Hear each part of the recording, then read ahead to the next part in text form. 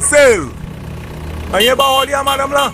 Belle piment, banane pour faire bouillon, jamou. Non merci, moi pas vle. Sale. Give me your money and get my produce. Sale. J'ai moins $5 tout sel. Ma ve. Tout ni celery, ti l'oignon. Sale.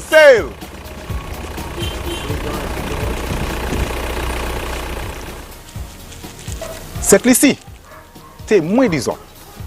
Nous tous besoin de tourisme.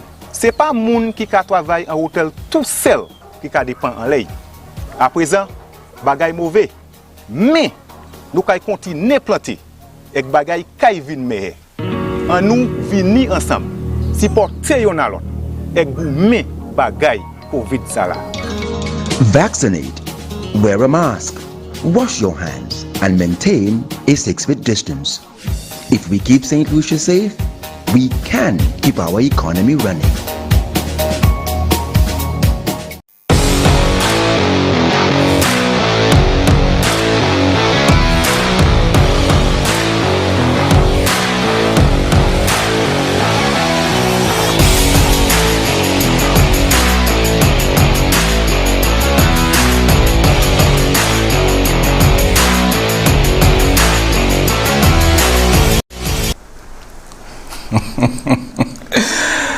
Good evening, St. Lucia, and of course, welcome to another Saturday Sports Night.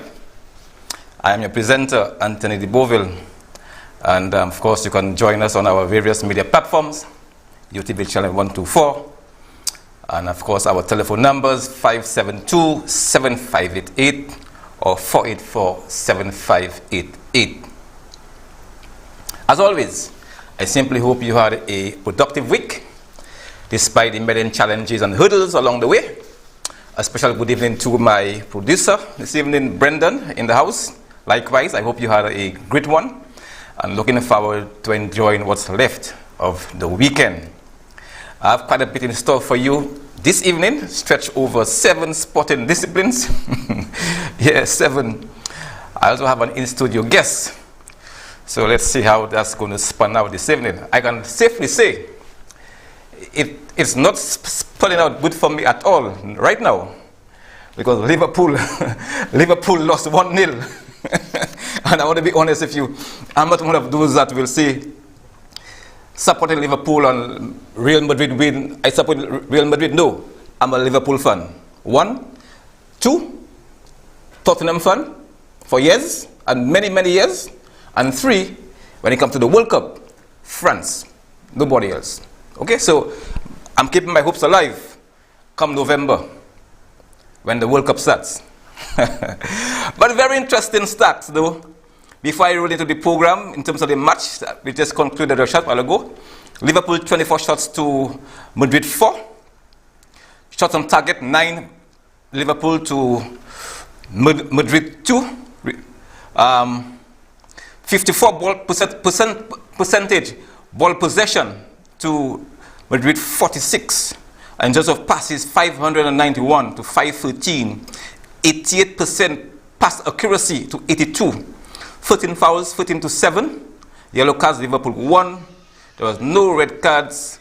Offsides, Liverpool 1, Madrid 4, and corners 6-2. So like I said to all the Madrid fans, congratulations. Let's bowl off this evening with some cricket news. And I'm referring to West Indies in terms of the 4-day regional tournament. At the Brian Lara Stadium, Cricket Stadium, Barbados Pride versus Trinidad and Tobago, Red Force, front runners Barbados, they defeated Trinidad by an innings and 22 runs. Scores, Barbados 294, Trinidad and Tobago 143 and 139.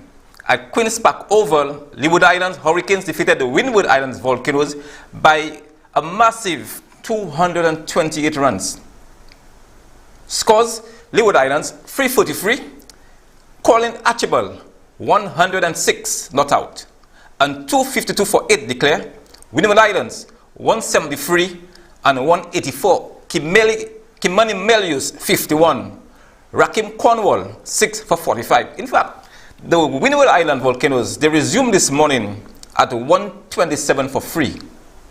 And Rakim Cornwall just breezed past them to pull them out for 184. At Diego Martin, Jamaica Scorpions versus Guyana Happy Eagles. Scores, Jamaica 393. Jermaine Blackwood 114. Aldine Thomas 100. Guyana a massive 584 for 7. And of course the son of Shivalan Chandapal, Chandan Ryan Chandapal 184 following last week's century. And of course you had Visual Singh 100 not out. The tournament resumes with the 5th and final round of competition on Wednesday, 1st June. Leeward Islands versus Jamaica at Brian Lara Cricket Academy. Trinidad and Tobago plays Guyana at Queen's Park Oval, while the Windward Islands versus Barbados at Diego Martin Sports Complex. Meanwhile, on the international scene, the one-day international series between Pakistan and West Indies is likely to take place as per schedule. However, the venue has been shifted to Multan from Rawalpindi in wake of political unrest. The free match series is part of the ICC World Cup Super League. The matches will be played on June 8th, 10th, and 12th. Meanwhile, the West Indies team arrive in the Netherlands on Wednesday, 25th May, and will have a few days of practice ahead of the first of 3 ODI internationals versus the home team, which bowls off this coming Tuesday, 31st May. We come down a little further to home, in fact home, I should say, and I'm referring to Windward Cricket and of course St. Lucia women as well. And if you missed it last week on Saturday on Sports Night, I mentioned the CG Insurance Women Super 50 overs, June 7th and to 17th. And of course the Cricket West Indies T20 Blaze, June 19th to 25th. Well, the good news, 6 St. Lucian women have been selected as part of a 17-player squad to participate in the Windward Islands Senior Women's Training in preparation for the 2 tournaments.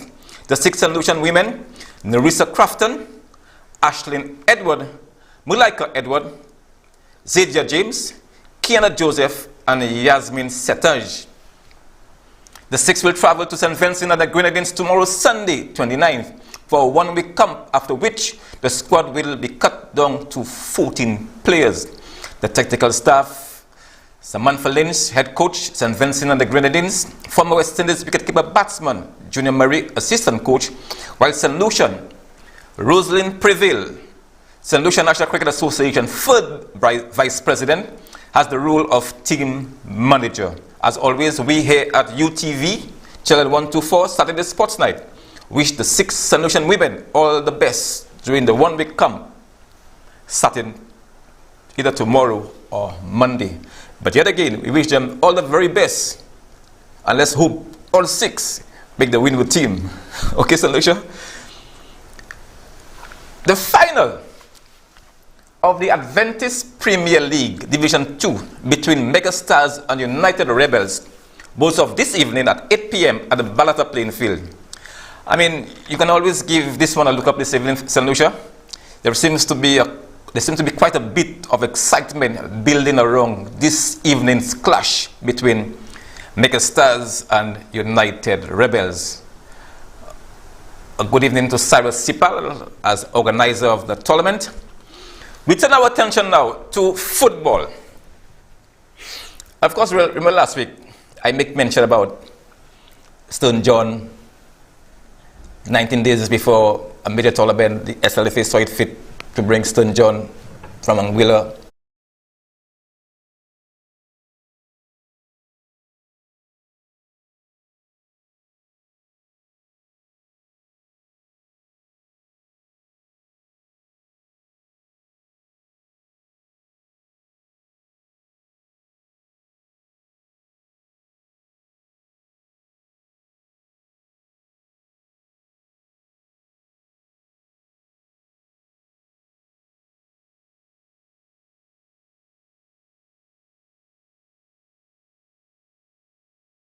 Team St. Lucia, the very best.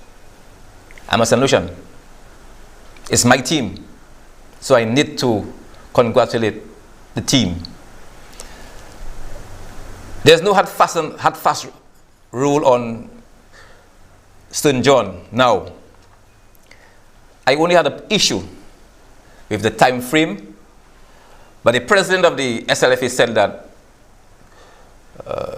the actual notice looking for a coach has been out for the past 9 months. Now 9 months will bring you as close as the time when Jabal called it quit. Remember Jabal, then St. Lucia was supposed to go to the World Cup qualifier against Nicaragua, boom. You know, you all know the story. How are you going there? And then the team left here under the guidance of St. John. You'll hear the story. And like I tell you, I wish them well. But a question was asked by Vibes radio announcer, and I'm referring to Elijah. Asked St. John, hey, what are your qualifications? And St. John went to Viewfoot and back and never answered. But Stone John will be in St. Lucia for 2 years. All right? So this is a question that will be thrown at Stone John again. Trust me. We need to know your qualifications. Because like I said, if you go to coach a national team, anywhere in the world, you must have the C license, the B license, the A license, whatever license, you need to have that. And we in St. Lucia, we have coaches who carry, who are certified with those licenses. That's my quarrel, you know. If we have it, let's use it. Don't just have it and don't use the resources that we have. St. Lucia, understand me. That's all. Understand me. If we have it, use it. You understand? So listen to this. Like I said, I wish the team well. I'm a St. Lucian. You know what I'm saying?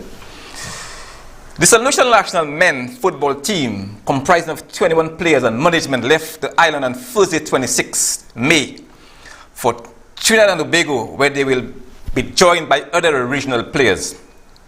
While in the Twin Island, the St. Lucia team will be engaged in 2 friendlies. Today, St. Lucia was down to play the Guyana senior men team, and interestingly, there was no time given as to what time that match will be taking place. I don't know why. So it might be 7 o'clock or 8 o'clock this evening. But on Monday, St. Lucia will play Trinidad and Tobago on the 20 men's team that currently preparing for the CONCACAF Men Under 20 Championship in Honduras. In fact, the Trinidadians will open their Group F campaign against Haiti on June 16th, followed by clashes with Mexico on June 21st and Suriname on June 23rd. And of course, the under-20 team from Trinidad, they are under the watchful eyes of head coach Angus Eve.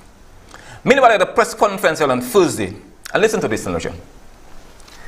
The SLV headquarters in La Clery, Coach Stern John said, one of the main purposes of the friendlies is to further assess and evaluate the players and give the technical team a clear vision and understanding moving forward. According to John, he's impressed with the players and he has been, as he has been quite optimistic that they will be successful. I agree. He was also full of praise for on the sterling work assistant coach Francis Babalastic, together with the rest of the technical team, has done in getting the team prepared. The 21-member team, a squad and 5 officials include wingers Celestine Theodore, Ted Lawrence, Riddle Stanislas. Defenders Otev Lawrence, Sean Evans, Kenvy Polius, Kurt Frederick, Kiroy Lionel, Ed Fred, Donnell Lionel, Joshua Davis. Midfielders Gregson President, Lester Joseph, Shaquan Nelson, Eden Charles, Sherman Augustine, Peter Person. Forward, Keegan Cole, Andras Remy. Goalkeeper, Kwame Jones, Glendon Ferdinand. The technical team, Stern John, head coach, Francis Lastic, assistant coach, Denver Samuel, manager, Simona Mafo, physio, and Junior Mike Phillip, equipment manager. Like I said, I wish Team St. Lucia the best in Trinidad. We look at some community football, and I'm going on to the East Coast, and we'll touch in base with Deriso. 4 years and counting, April 24th, 2018, to be exact, the Deriso football community was saddened with the news of the death of Lorenzo Roto Isidore, who had collapsed on the field while training with the under-23 team.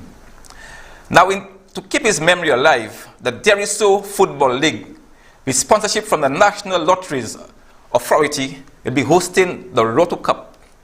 The tournament kicks off tomorrow at the newly laid AstroTurf Deriso playing field with a doubleheader under the theme, "We are kicking out COVID." 12 teams will compete in 2 groups of 6. Group A, El Nino FC, Lacoville FC, Green Monsters, Veterans, Small Axe, and Blasher United. Group B comprise TFC, which is Tiroshi Football Club, Lionheart, Deriso Under 19, DX United, Diamond Ballers, and Youth Roots, which is the guest team. From 2 p.m., Small Axe plays Vifort North Veterans, while at 4 p.m., Lionheart comes up against their next-door neighbors, TFC. Matches continue on Tuesday 31st at 4 p.m., Young Roots versus Under 19 DX. Wednesday, June 1st, Green Monsters play Blasher United at 4 p.m. And listen to this. The Deriso Football League is appealing to football fans coming to take in the action to please sanitize and wear your masks. Please adhere to the rules of the organizers' solution. Please. All right. Still with community football, this time in the north of the island, football action continues tomorrow, Sunday 29th, in the Grosley Football League pre-season tournament, with 2 semi-final matches at the Grosley playing field. Semi-final 1 from 5 p.m., Northern United plays 1987 All-Stars. Semi-final 2 from 7 p.m., Moshi FC versus Grosley Youth. The third place and final will take place on Wednesday evening at the Grosley playing field. We move to Castries. In the Castries Football Council Super League, 1 match is on the card for tomorrow, Sunday 29th. Valley Soccer will square up against FC Pioneers on the sub-playing field from 4 p.m. where both teams will have victory on their agendas for different reasons. FC Pioneers are winless in their 3 games and have yet to get themselves on the score sheet since their last victory against this weekend's opponents. Valley Soccer, on the other hand, will be aiming to finish off their season strongly after a disastrous start, losing 3 games on the spin. The point standing, VSADC top the table with 14, Naya FC 8, and FC Pioneers 5 run off the top 3 places. Lancers FC and VSC 4 points each at number 4 and 5. We turn our attention to basketball, and this one is serious based on what the Basketball Federation is going to do.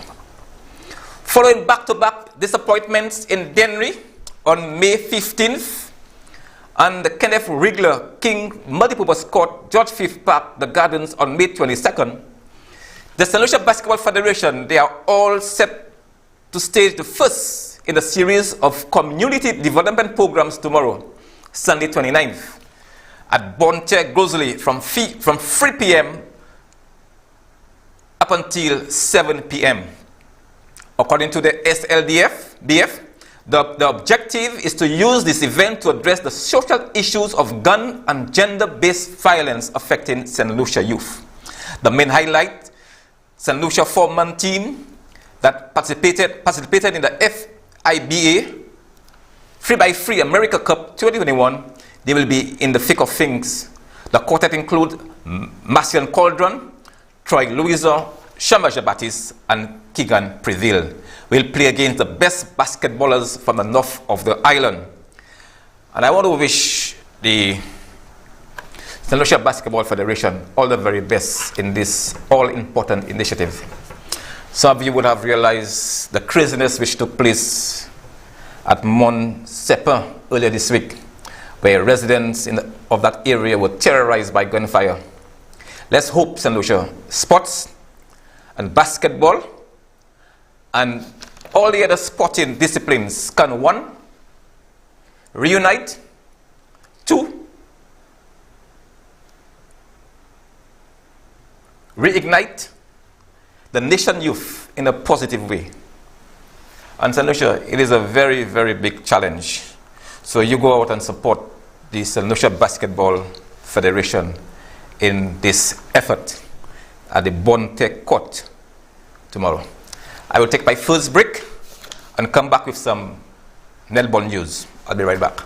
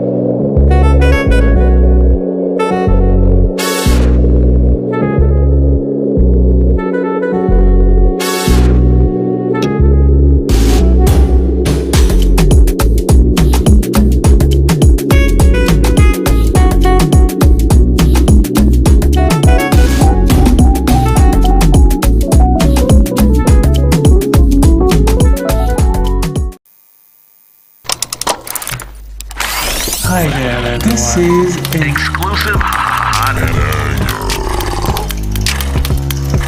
You're watching UTV TV for you.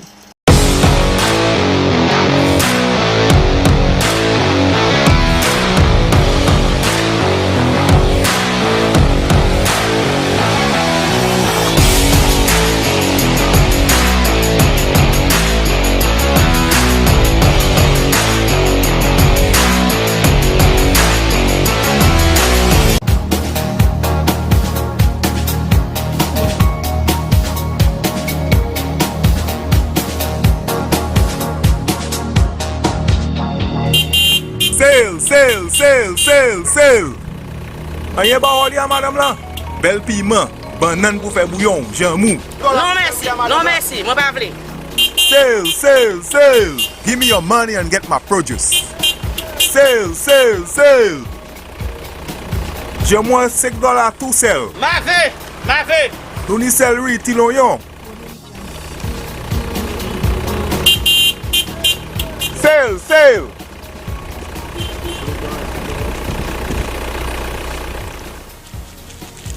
Set li si, te mwen dizon, nou tout bizwen tourism. Se pa moun ki ka travay an hotel tout sel ki ka depan an ley. A prezan, bagay mouve, men nou kay kontine plante ek bagay kay vin mehe. An nou vini ansam, si porte yon alot, ek bou men bagay COVID sa la. Vaccinate, wear a mask, wash your hands, and maintain a 6 feet distance. If we keep St. Lucia safe, we can keep our economy running.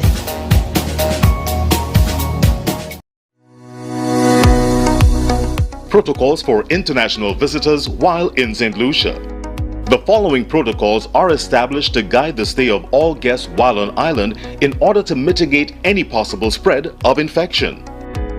During the first 14 days, thanks for tuning in to your favorite content creator, UTV. To find out more, follow us on our social media platforms: YouTube UTV124, Facebook UTV124, Instagram UTV124, Twitch UTV124, TikTok UTV_124, and Flow TV channel 124. Remember, UTV TV for you. Welcome back. And of course, I wouldn't be introducing my guest just yet, but I'll be getting back in touch with him. But I just need you, St. Lucia, to watch some pics of the women that will be traveling tomorrow for St. Vincent and the Grenadines. And of course, they will be going straight into a training camp with the Windward Islands. As the Windward Islands, they commence the training in terms of the cricket West Indies 50 over. Well, that's the, okay, here we have Nerissa Crafton. Of course, here you have Edward, Malika Edward, batter. Zadia James, and that's here, Zadia here, bowling. And Kiana Joseph. So these are the women, of course, Yasmin Setaj. These are the women that we're traveling tomorrow to, as I said, looking to make it on the Windward final 14 women team heading down to Guyana. Like I said, we look at some netball news. Netball activity returns to the Village Sports Complex in Castries tomorrow, Sunday 29 from 9 a.m. when the St. Lucian National Netball Association stated a one-day netball festival. Netballers island-wide who are below the age of 18 years as of May 28th, which is today, you are invited. According to the organizers, the following teams will compete: a combined team from Castries named Blue Rebels, another combined team from Castries, Golden Eagles, Avengers, Rubu, Red Darlin from Blusher Deriso, Jakes United from Forcejac Soufre, also from Forcejac in Soufre, Little Sisters in netball. There are also two teams coming from Fort Asso Babulo. The participating team with the most outstanding performance on the day will receive a cash prize of $300. Now, netball, you'll need to do a lot better than that, right? As much as I support the idea of a cash incentive for the players, but now you'll need to up that a bit to $1,000.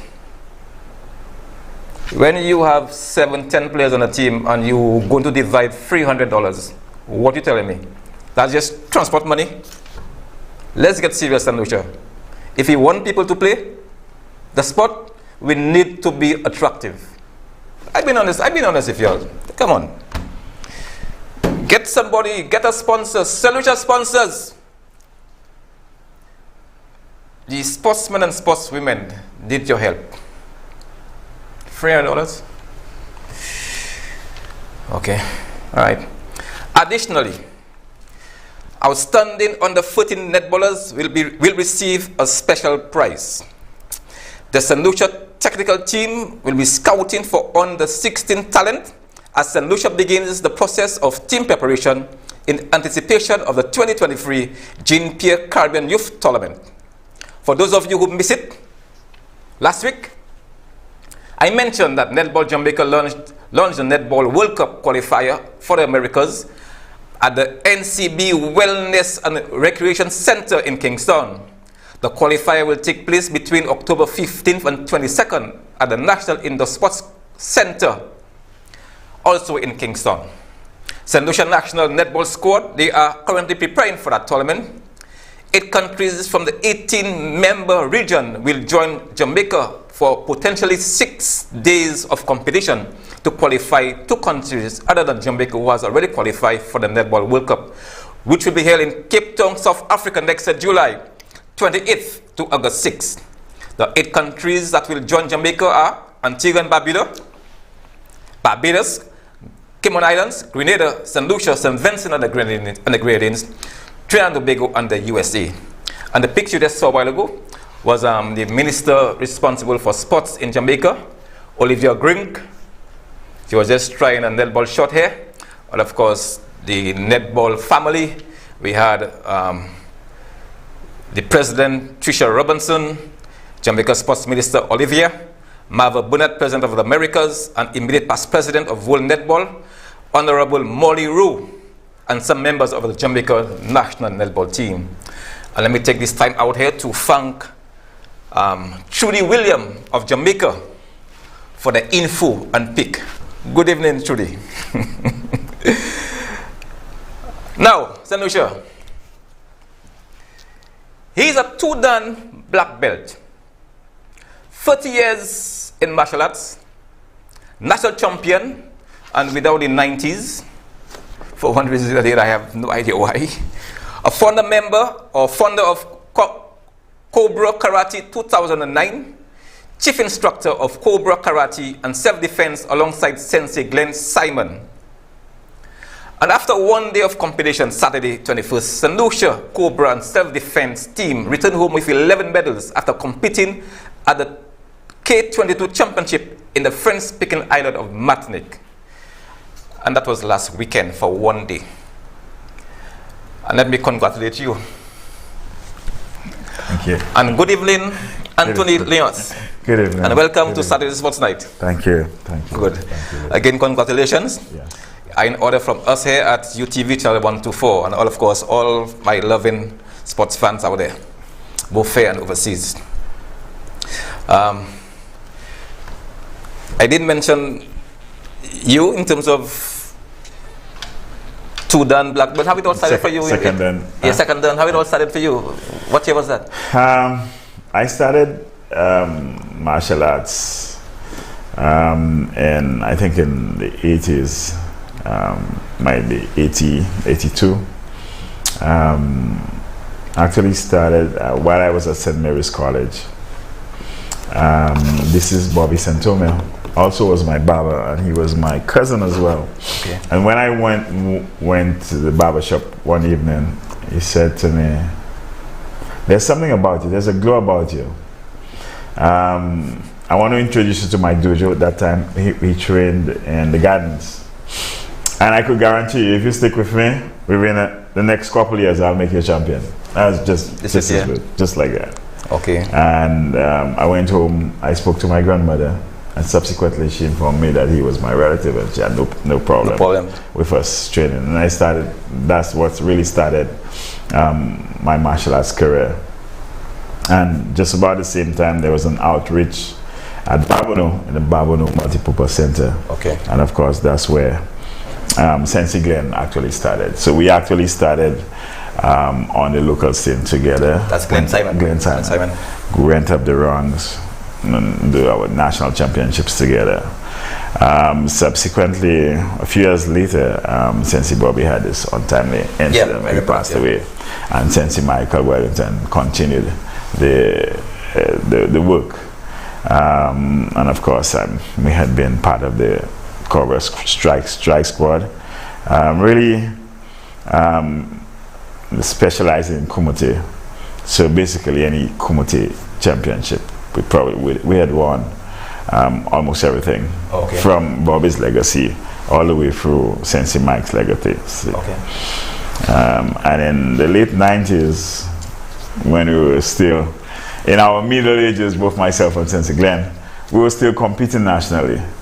I think we last attended PKF in Crusoe somewhere about 2015-16 thereabout, and then we decided to bow out because we didn't see enough young people, because we remembered ourselves at 16-17 hunting black belts, and we were still able to just walk into a national squad and make the national team and travel, and we just figured there was a deficiency, and we started investing our time into developing and training the young people, and especially we kept hearing of the incidents of indiscipline and crime, and we figured that martial arts is a wonderful way to try to counteract some of what was happening. And since then, you're still in it. Oh yes. You know, that's the thing, you know, when you get hooked to something that you love, you can no way call it quit, because at the end of the day, you really want to see the young men and women,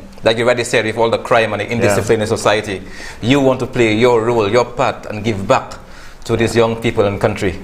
But then I travel quite a bit because of my job.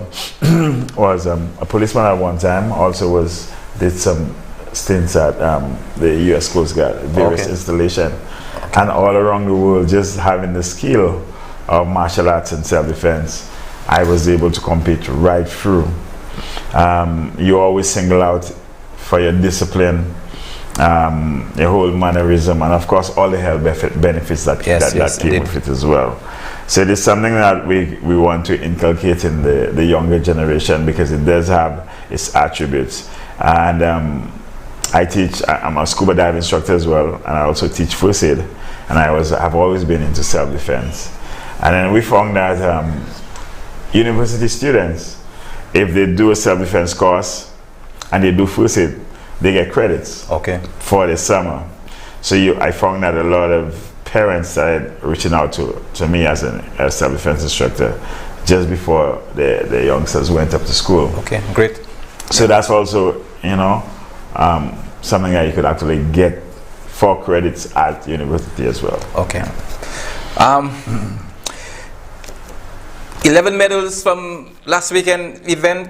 I mean, how does it feel knowing that after 2 years with no competition, how was it for you and your team? Well, we were really elated just to be able to take the trip. Since COVID, we actually had to switch all our training virtual. We probably were one of the only gyms who was training within that time. And it came up with its own challenges as well. You had starts and stops depending on what direction the COMO went with the others. The first stint on virtually was great. It was great for the parents, and also we run an active. It's a family movement. It's not just our kids. We actually our mode of operation is to get involved with the family. So we had the parents actually doing the exercise portion with the youngsters, and the last hour was, you know, for the training. So the very first time that we went virtual, it was great. But we found that when you know, the second wave hit and we closed and restarted, we found that the students were a little bit jaded because everything was online, school and everything, you know.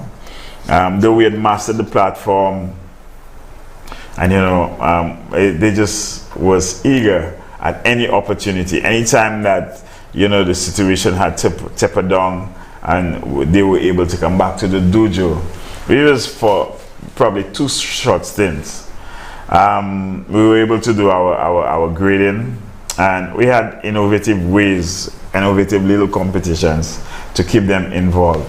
However, nothing replaced the interaction and the training that was required in the dojo. Indeed. So this time around, when we were able to restart, first we restarted with a grading earlier during the year. That was our aim, because they had been training for 2 years for the grading. And then subsequently, Martinique reached out to say that, you know, they were restarting the K22 championship. Basically, before that, it was we didn't have enough local tournaments.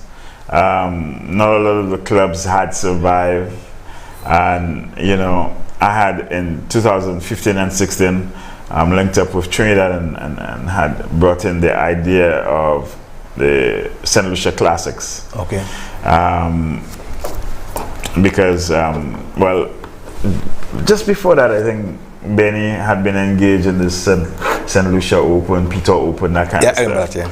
Right, but we didn't have enough local tournaments. Also, I think that was my last stint on the international stint competing, and getting to the Latin American countries, you know, is once a year. However, I was introduced to Sophie, who's the president of the Association Federation in Martinique. She reached out to me, because I post, as you, all my activities, and she really liked the family concept. So she reached out to us, and you know, also Mr. Jules Dedicus for the OECs, yes, is part of the Cobra, the fitness aspect of things. And he'd always been asking me to look at the possibility of linking up with Martinique, you know, or the French countries, to give our kids a little more exposure and to tap into the network, because it's really a gateway into Europe itself. Okay.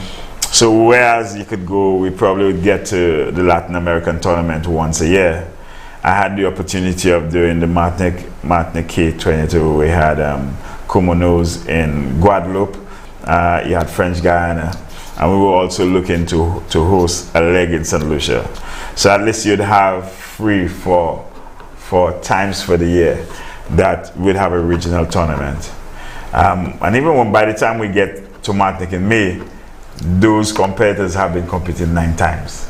So just by nature of that, you're almost at a disadvantage. Yeah. Okay. You know, but it's really just seeking, you know, because you can't just stay in the dojo and just kick and punch. And you need that competition to keep the young people involved, and also to see where you are. And you know, with not having the local tournament, once we could get a little bit of exposure regionally, then you could start adequately trying to prepare for your Commonwealth, and then it was Olympic qualifiers, you know, and that kind of stuff. But quickly, just tell me in terms of the medal winners. That's who won gold, silver, bronze. All right, so I'm going to start with the juniors. We went up with a team of 7 athletes. So you had Alistair Simon. That's actually Glenn Simon's son. He got a 2nd place and a 3rd place in the junior category. Then you had Jamil Leons. Jamil won 3rd place, bronze in kata and bronze in kumite. However, he performed in the junior category. This is 16, because of his height and his weight. They actually promoted him for the kumite aspect to the seniors. So he was really in the division with Kareem and Christopher. And there he got a 3rd place medal. You had Sienna Dalson, who also had a second place and a third place in her junior women's division as well. And she had a little break for exams and all of that. But as soon as CXC was pushed back, she was able to come back to the dojo and profit on, you know, the opportunity. We had Carolee Emmanuel, who is a senior women's athlete. She was able to get a third place medal in the senior women division and Kumite, I think. You had Donessa Morel actually coming out with us for the first time in the senior women's. She was also able to come back with a third place medal. You had Christopher Napoleon, also new to the fold. His first actually outing, splendid. He did a wonderful job with his katas, and he was able in his division, senior male, able to come back with the gold medal in that division. And of course you had Mr. Karim Sifli, who was able to bag 2 bronze in both Kumite and in Kata. And of course, St. Lucia Karim, St. Lucia 2020/2021, last year went up to France, to qualify for the Olympic, but unfortunately he didn't make the cut. So, and also currently, well, he just fought in Curacao. Made an early exit in the preliminary rounds, and he's due to return home tomorrow. So it was straight. It was actually that tournament served as preparation for him to be able to do the PKF over in Curacao as well. Interestingly, you mentioned the virtual aspect because of the COVID and etc. But knowing that it's never easy to compete against the French. They when it comes to swimming, volleyball, and karate and so on, they always a cut above the rest in the sub-region. At what point you actually intensify your training just before Matnik? Well, again, maybe about a month before, because you had the uncertainty. We were not able to, for our Benjamins, 10 years and old, we were not able to travel with them because there were exams. And of course, you had CXC. So we never really had the full team until we got the word from CXC that exams were pushed back by 3 weeks. So those athletes actually were able to put in 3 weeks of solid work. Only then, you know, still working around their schedule. Matnik was not able to have the type of competitions they normally had. However, they were able to maintain the core that they sent to Olympic qualifier as well. So they had a bigger core, but it was very important for them that we were able to come up again to provide them with the much needed competition, because they also went over as soon as we left. They also went over to Curacao as well. But Matnik, St. Lucia, Guadeloupe, who are the other participating countries? You have Delan, I think is one of the parishes in France. You had Haiti. Normally in that tournament, well, in 2019-20, we had Puerto Rico, and we've kind of formed the league. So my job is also to try to get more of the English-speaking countries involved. So Grenada, St. Kitts, Jamaica and Trinidad, have expressed some interest, and they were eagerly awaiting for me to host the leg in St. Lucia. And of course you have France. There's normally a team from France as well. The French F1 which is almost, you know, one of the highest tiers of competition that you get into it. And it gives you, if the winner of that is able to participate throughout Europe as well. So it really gives you the, again, and for me that was one of the reasons why I decided to really foster that relationship with the French vis-a-vis just doing the Latin Americans, because the Latin Americans, you kind of just have one opportunity. Also, we are actually looking at exchanging resources, because they're really interested in the family model that we have, and I'm really interested in the technical support in terms of coaching. Great. Yeah. But overall, quickly, the level of competition, your thoughts on it? It's always, you know, you again, like I said, you're talking about juniors and seniors who are actually looking at World Championship and Olympic qualifiers. So it's really a top tier competition. We had done it 3 years, and in 2019 we actually dubbed the team to look out for, because I think the first time we did it was we just came back with a 4th place. Okay. By 2019 we had already gone up the medal count to 11, and it was nice to see that we were back at the same place, that we hadn't regressed. And I'm pretty sure had we gone up with our Benjamins, we'd have jumped into the region. So in terms of for development, it's a wonderful opportunity for development. It didn't take much. Normally it's just a weekend. This because of what's happening with Express. Express is not back to its full capacity, so we kind of was at a little disadvantage having to travel the Saturday and compete the Saturday. And back Sunday. Before we go for our second break, we have some pics to show you, St. Lucia. That was the opening, right? Yes, that was the opening ceremony, and that was the delegation with some of the teams lined up over.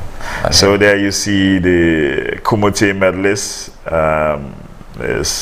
German is from Martinique, and you have Karim second place, and Jamil third place. And this lady there is the president of the Martinique Association. Okay.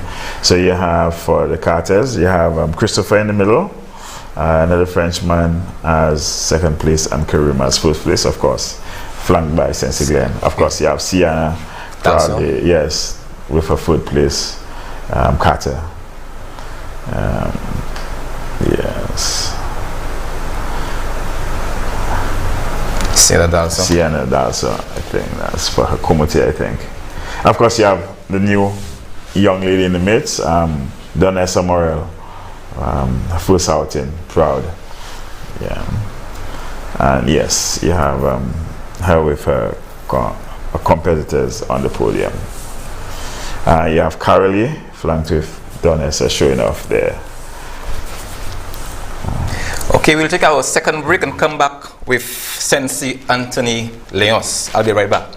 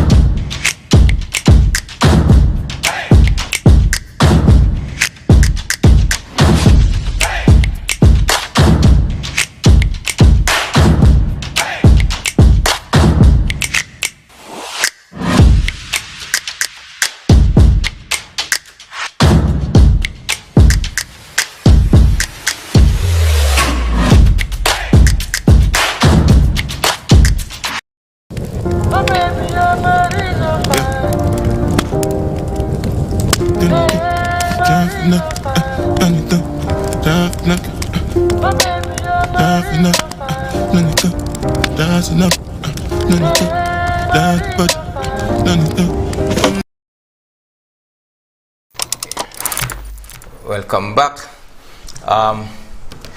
But in terms of your developmental plan, what's it like for you? Okay. So one of the things that we've continued is our outreach program. We have every Wednesday is our family date walk night, and really we just encourage the students to invite their family, friends, parents, loved ones, because I'm also a personal trainer. So really what I do is to offer that is our way of trying to contribute to taking control of some of the debilitating diseases. We've been told that, you know, the cardiovascular diseases are running rampant. So we have a Lance Road, the Lance Road property is centralized. So we don't charge for the services, we just pay for the rental of the place, and we just invite people to come. So we do a power walk every Wednesday with the entire family. We've been able to attract some youngsters. So within the next 3 months, we will be grading them. We are in the process of applying to the National Federation. There's not much happening, but we noticed that to do some of the coaching courses, you need the WKF number. And since COVID, all the courses are online. Okay. So we would like to take advantage. I have a link with England. We have some English coaches of St. Lucian parentage who have been working with us and who is excited about, you know, continuing to work with us as well and have their kids be part of the organization as well. But it would be really nice if we could profit from the coaching seminars and the reference seminars. There is stated to be a local championship in November. The last one we dominated, and we have plans to do the same. Okay. So we are actually training towards that as well. There's a possibility that Guadeloupe probably would have been pushed back a bit, and we are currently in talks for me to look at the possibility of hosting either this year or next year. So really it's just trying to get our coaching improved, get the linkages developed, and continue to develop the youngsters. And then we probably would have a full calendar of tournaments, probably looking at 2 or 3 outing next year. Great. But quickly, Sensei Leons,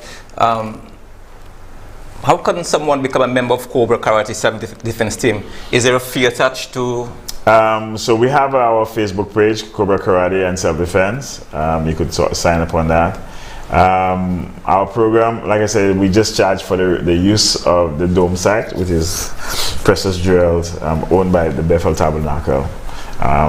So adults are $45 monthly. Kids are $20 monthly. That's all you pay. So we're looking at Lance Road. Yeah. Our training days are Mondays and Wednesdays from 6 to 8.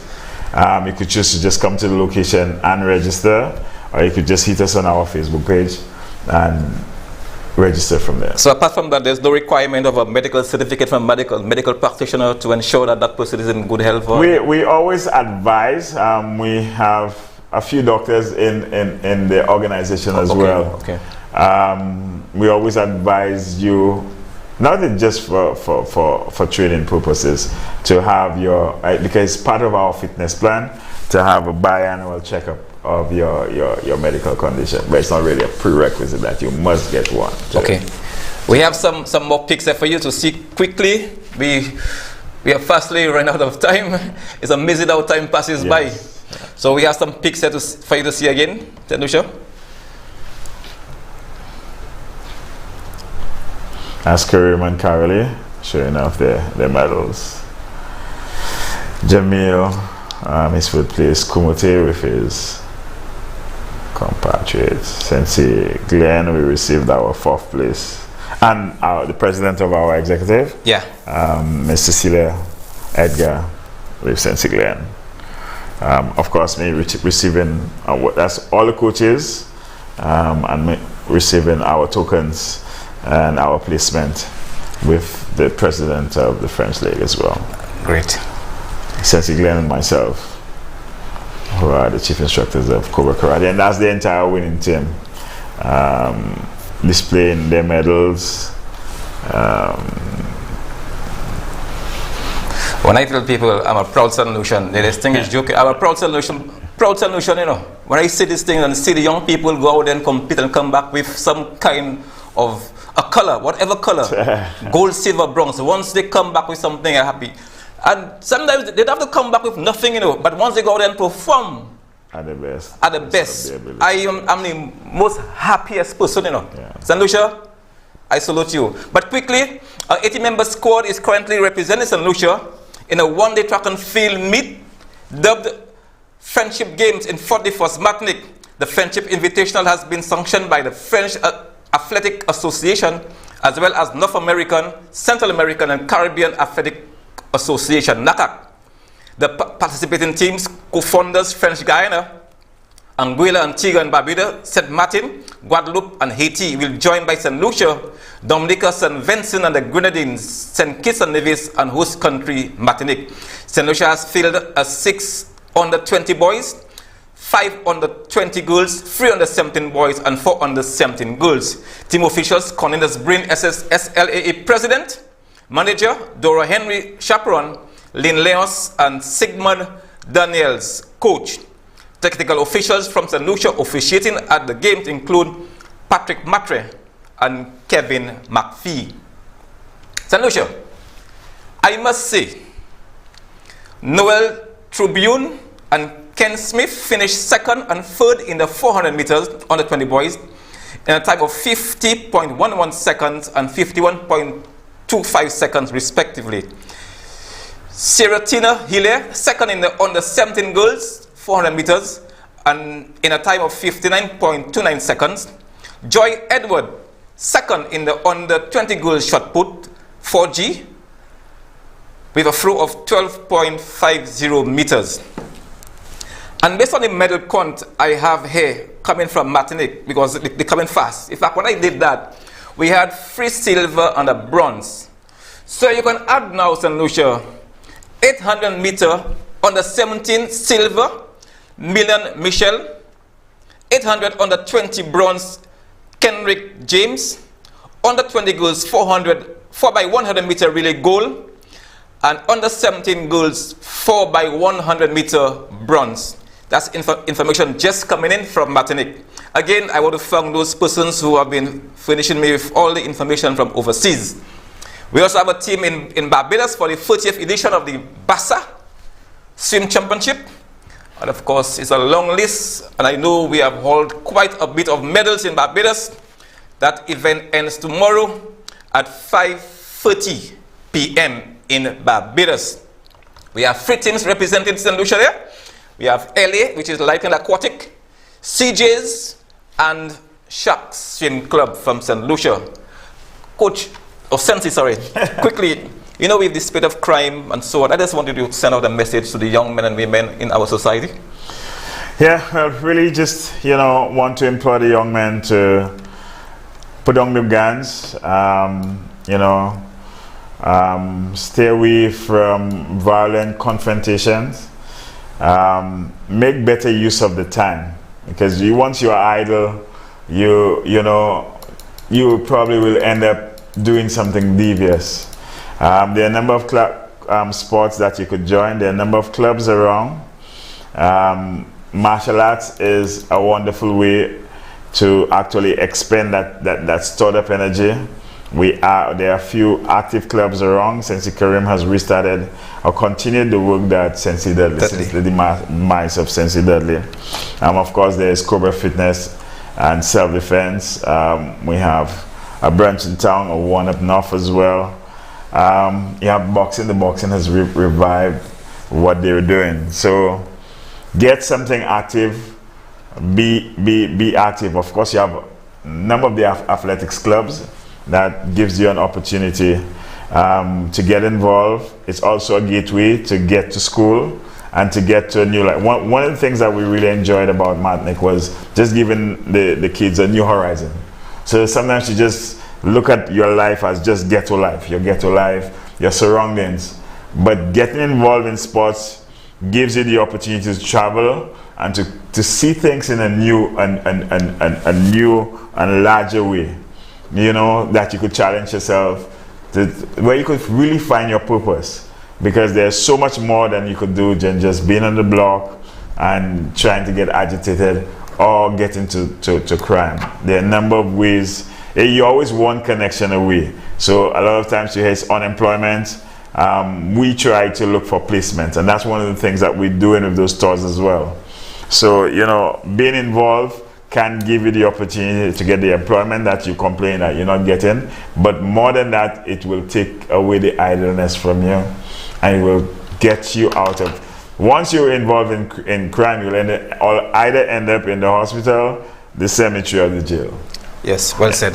So you don't want to get involved. I want to thank you for that. St. Lucia, don't forget tomorrow we have netball at the complex, basketball at Bonte, football in Deriso, football in Grosley, football in Castries. And all I'm saying this evening, St. Lucia, let peace reign in our land. Thank you for watching. Enjoy what is left of the weekend. Have a great week ahead. Sensi, I want to thank you for coming. Thanks. It's not the first and it will not be the last. Absolutely. Stay safe, St. Lucia. See you next week, God willing. So long, Dibu. I'm gone.